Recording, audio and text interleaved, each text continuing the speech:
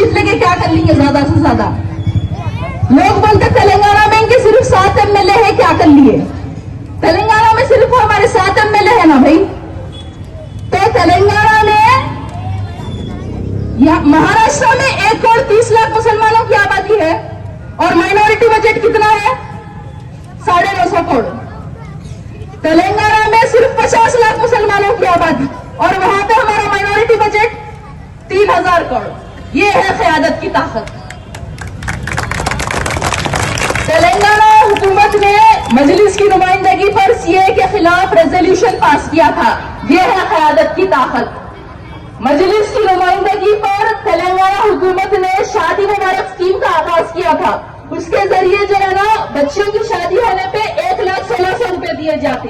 ये है क़यादत की ताकत। वहां पे मजलिस के द्वारा खोले गए असरा हॉस्पिटल और ओवैसी हॉस्पिटल में पूरे खवातीन की फ्री डिलीवरी होती, हर खवातीन की फ्री डिलीवरी। ये है क़यादत की ताकत। और वहां पे अगर जब सैलाब आया था, जब लॉकडाउन था, कोविड था, हजारों लोगों को जो है अकबरुद्दीन ओवैसी साहब रोटी, कपड़े, मकान, गाड़ी, दुकान, हर चीज से जो है मदद करते। ये है क़यादत की ताकत। मजलिस की नुमाइंदगी पर तेलंगाना में 250 माइनॉरिटी स्कूल्स खोले गए, 250, जिसमें 50,000 माइनॉरिटी बच्चों को फ्री तालीम मिल रही। ये है क़यादत की ताकत।